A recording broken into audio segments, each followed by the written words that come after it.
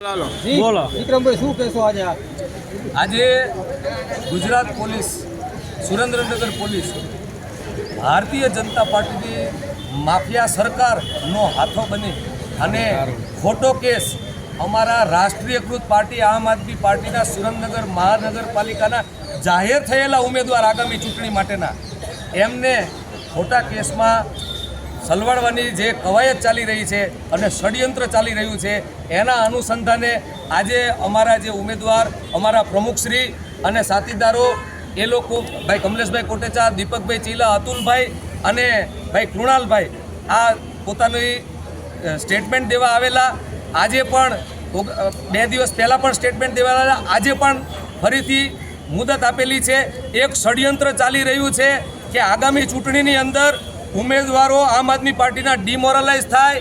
હાલના તબક્કે જે ચૂંટણી નજીક આવી રહી હોય એની તૈયારીઓ એટલી જોરશોરથી ચાલી રહી છે અને ભારતીય જનતા પાર્ટીના ભ્રષ્ટાચારથી સુરેન્દ્રનગરની આમ જનતા એટલી બધી ત્રસ્ત છે કે પરિસ્થિતિ એવી આવી ગઈ છે કે ભાજપ બી ગઈ છે અને પાછલા બારણેથી આવા ષડયંત્રો આમ આદમી પાર્ટી વિરુદ્ધ ઊભા કરી રહી છે. ત્યારે આમ આદમી પાર્ટી નિડરતાથી લડી રહી છે અને અમે બીવાના નથી. અમારો એક સંઘર્ષનો સાથી બીવાનો નથી. ત્યારે ખાસ એ જણાવવાનું કે આમ આદમી પાર્ટીના જે સમય આવી રહ્યો ચૂંટણીનો એ દરમિયાન એક કારસ્તો રચી રહ્યા છે કે ચૂંટણી વખતે તે ઉમેદવારને કેમ કરીને ફસાવી દેવા અને ચૂંટણી ન લડી શકે અને જે બનાવેલું અહીંયા પેનલ બનાવેલી હોય મહાનગરપાલિકામાં એ બધી પડી ભાંગે એવું કંઈક રચના થઈ રહી હોય અને મુદત દીધા રાખવાની, ઘડીએ ઘડીએ નોટિસ દેવાની, અહીંયા તલબ કરવાના, સ્ટેટમેન્ટ નહીં લેવાનું અને પછી પાછું ફરી ઇન્વેસ્ટિગેશન કરવાનું.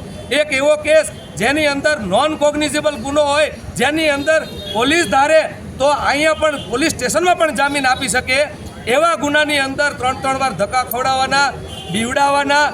પોલીસ સ્ટેશનમાં અમારા તોહમતદાર જે કહે છે એ પોલીસ સ્ટેશનમાં હાજર હોય તેમ છતાં એમના ઘરે પોલીસ મોકલવાની આ જે તંત્ર કરી રહ્યું છે એ બિલકુલ ગેરવ્યાજબી છે અને અમે વખોડી કાઢીએ છીએ અને એક ષડયંત્ર રચાઈ રહ્યું છે. એની ખાસ પ્રેસ પણ નોંધ લે. આપ લોકશાહીનો ચોથો ભાગ છો, ચોથો પિલર છો, ત્યારે આપ સૌને રિક્વેસ્ટ છે કે આ ડેમોક્રેસી આ કઈ જાતની લોકશાહી છે કે આવી રીતે હેરાનગતિ કરવામાં આવે ચૂંટણીના સમયે તે એ કઈ જાતની લોકશાહી છે એ આપણે સ્ટોપ કરવી જોઈએ.